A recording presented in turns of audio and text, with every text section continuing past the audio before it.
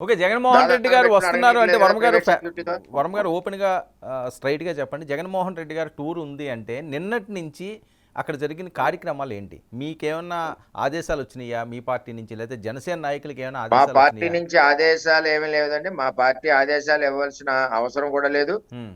Party లైన్‌లో రైతుల సమస్యల్లో మేము ఎప్పుడు కూడా రెస్పాండ్ అవుతాం. అందులో తేడా లేదు. అతను తప్పు చేశాడు కాబట్టి నిలదీసి అడుగుతాం మీ ద్వారా. అందులో తేడా లేదు. హ్మ్. సో, ఈవేళ ఇప్పుడు నేను తప్పు రైతులైతే మరి చేయలేదని ఆళ్ళ సొంత చంద్రబాబు గ్రామాలు నాయుడు మీద, అంటున్నారు. పవన్ కళ్యాణ్ మీద తోయడానికి కాదు. ఓకే. వాళ్ళ సొంత ఈవేళ గ్రామాలు తప్పు వాళ్ళకి అతను తెలిసిన వాళ్ళు. చేశాడు. నేను చేయలేకపోయాను. ఒక మాటతో పోతే చెప్పమనండి. హ్మ్. మేము కూడా విమర్శించడం కదా! ఓకే. మేము కా చేయలేకపోయాను. హ్మ్. దోపిడీతో ఉండిపోయాను. దోపిడీలో నిమగ్నం అయిపోయాను. దోపిడీ లెక్కలు చూసుకోవడానికే సమయం ఉంది. రైతుల కోసం లేదు. ఓకే. అంటే వైసీపీ సానుభూతి లేకపోతే వైసీపీ సింపథైజర్స్ ఉన్న ప్రాంతానికి వాళ్ళెళ్లారు అంటారు. మరి రైతులు అడ్డుకుంటున్నారని ఇందాక మీరన్నారు. ఎక్కడ రైతులు అడ్డుకుంటున్నారు? అడ్డుకుంటున్నారు అక్కడ నాగలాపల్లి, రవణకపేట రైతులు అడుగుతున్నారు కదా! క్వెషన్ చేస్తున్నారు కదా! ఆ! ప్రైవేట్ సెక్యూరిటీతో ఎక్కడికక్కడ తాళ్ళు కట్టేసుకొని వెళ్తుంటే ఎలా కుదురుతుంది? చంద్రబాబు నాయుడు వెళ్ళినట్టు జనాల్లోకి వెళ్ళాలి. హ్మ్. ఏమని చంద్రబాబు అడుగుతున్నారు? వెళ్ళినట్టు ఏమని చేసి అడుగుతున్నారు వర్మ పిలిపిచ్చి గారు? వెళ్ళాడు. ఆ వయసులో 75 ఏళ్ల వయసులో విజయవాడలో ఎలా పనిచేశాడు చంద్రబాబు నాయుడు? ఓకే. ఏమని అడుగుతున్నారండి రైతులు? ఇప్పుడు ప్రభుత్వం మీది కదా! ఆయన్నేం అడుగుతారు? ఆయన అడుగుతున్నారు నువ్వు చేసిన మోసం వల్ల మేము ఎలాగ ఉన్నామని. హ్మ్. ప్రజలందరికీ తెలుసు కదా! ఓకే. మరి ఆయనేమంటున్నారండి? ఆయనే నవ్వుతూ వెళ్తాడు. ఆయన ఏమంటాడు? చిరునవ్వే సమాధానం బొగ్గలు ఇలా పెట్టి. ఆయన సమాధానం ఏం చెప్పడు కదా! హ్మ్. చిరునవ్వు ఏమన్నా కొబ్బరి నూనె రాసుకున్న తల ఉంటే తల మీద నివరడం అంతే తప్పితే వేరేదే ఉండదు. ఓకే. స్థానికంగా మీరక్కడ నాయకులు, టీడీపీ ఇన్‌చార్జు గతంలో మీరు ఎమ్మెల్యే కూడా చేసిన అనుభవం ఉన్నది. జగన్మోహన్ రెడ్డి గారికి మీరేం చెప్పాలనుకుంటున్నారు? ప్రభుత్వం మీది కదా! ఇంక ఆయన్ని అనుకుని ఫలితం జగన్మోహన్ ఏంటని? రెడ్డి గారికి ఏం చెప్పాలనుకుంటున్నానంటే హ్మ్. ఒక ప్రాజెక్టు వలన కొన్ని దగ్గర దగ్గర 60-70 వేల ఎకరాలకి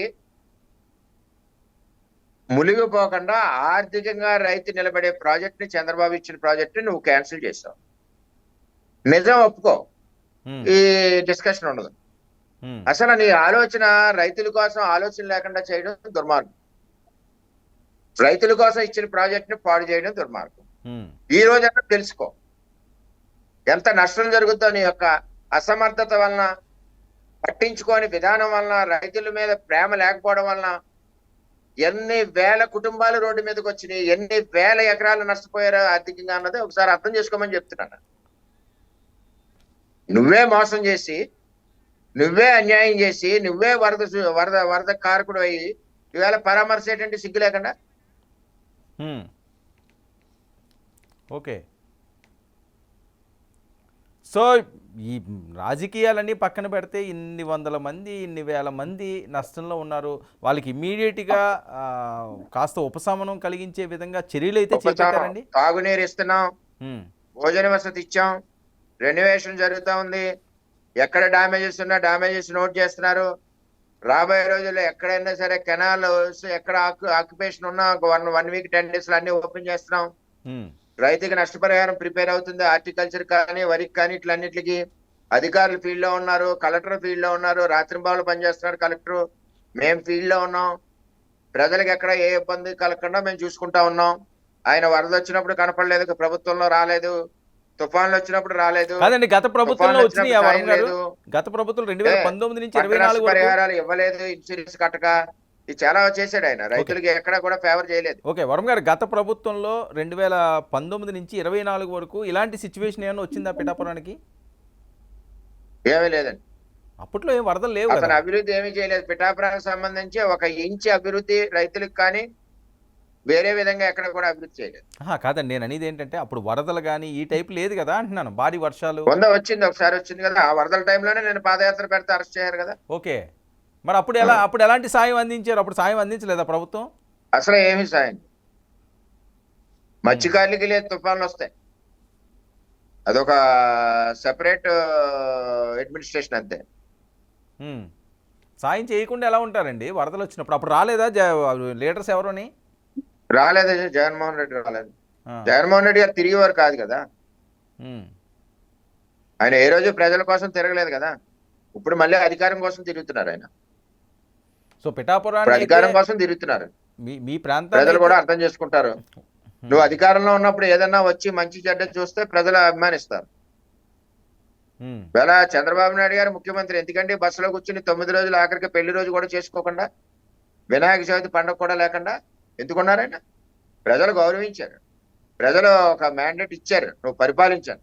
సరైన పరిపాలన ప్రజలకు ఇవ్వాలి, జవాబుదారీతనంగా ఉండాలి, కష్టంలో ఉన్నప్పుడు ప్రజల పక్షాన ఉండాలని 75 ఏళ్ల వయసులో చంద్రబాబు నాయుడు గారు ఆ విధంగా పనిచేశారు. ఓకే. మొన్న చంద్రబాబు నాయుడు గారు వచ్చినప్పుడు మీరు చెప్పిన ఈ ఎఫెక్టెడ్ ప్రాంతాల్లో తిరిగారా, ఆయన వేరే ప్రాంతాలకు వెళ్ళారా? అంటే ఇక్కడ కళ్యాణ్ గారు మొన్న వచ్చారు కదా అని చెప్పి ఆయన ఇక్కడ కిర్లంపూడి మా బార్డర్కి వచ్చారు, అక్కడ చూసుకుని వెళ్ళారు. మా దాన్ని బస్సులో రివ్యూ చేశారు, ఉమ్, బస్సులో అన్ని విషయాలు తెలుసుకున్నారు. ఎస్సీ ఇరిగేషన్, ఈ ఇరిగేషన్ తో మాట్లాడారు, కలెక్టర్ తో మాట్లాడారు. దీని ప్రాసెస్ అంతా పంపించమన్నారు. అక్కడ ఏఎన్సీ వాళ్ళందరితోటి మీటింగ్ పెట్టి టెక్నికల్ గా ఏ విధంగా చేయాలో ఆలోచించేద్దామని చెప్పారు. ఓకే. సరే, మొన్న పవన్ కళ్యాణ్ గారు ఈ మధ్యన అక్కడ ఏదో సైట్ ఏదో తీసుకున్నారు కదా, అది పూర్తిగా మునిగిపోయిందంటే నిజమా? జగనన్న కాలనీ 38 ఎకరాలు, 20 లక్షల రేటు, 60 లక్షలకి ప్రభుత్వం ఇచ్చింది, 40 లక్షలు కొట్టేశారు. ఉమ్, వాళ్ళకి చుట్టూ కాలువ, వర్షం వస్తే బయటికి వెళ్ళడానికి లేదు, హాస్పిటల్కి వెళ్ళడానికి లేదు, ఏ విధమైన సంబంధాలు మనతో లేవు, ఆ విధంగా ఉంది. దానికి ఇప్పుడు బ్రిడ్జి ఒక 2-3 కోట్లు పెట్టి బ్రిడ్జి కట్టాలి. వీళ్ళు పడిన కక్కుర్తి 35 లక్షల రూపాయల కక్కుర్తి గురించి 2000 మంది అక్కడ ప్రజలు ఇబ్బంది పడతా ఉన్నారు. ఉమ్, అక్కడ విజిట్ నేను పవన్ కళ్యాణ్ గారు అక్కడికి వెళ్ళాం. ఉమ్, సమస్యలు ఆయన కూడా తెలుసుకున్నారు, అక్కడ జరిగిన వాస్తవాలు తెలుసుకున్నారు. ఓకే. కాదు, కళ్యాణ్ స్పాట్కి గారు రావచ్చు కదా, కళ్యాణ్ గారు జగన్మోహన్ రెడ్డి పట్టాలు ఇచ్చారు కదా, అక్కడికి వెళ్తే అందరూ బిర్యానీ వేసి భోజనం పెడతారానికి. అక్కడ రాలేదు, ఉమ్, అక్కడికి వస్తే బిందులు చెంబులు పెట్టుకుని రెడీగా ఉన్నారు ఎక్కడండి? లేడీస్. జగనన్న కాలనీలో. ఓకే. ఇప్పుడు ఈ జగనన్న కాలనీ కూడా వెళ్ళలేదా? ఆయన అక్కడికి వెళ్ళట్లేదు, ఓకే. ఇచ్చిన జగనన్న కాలనీకి వెళ్ళట్లేదు, అది చిత్రం.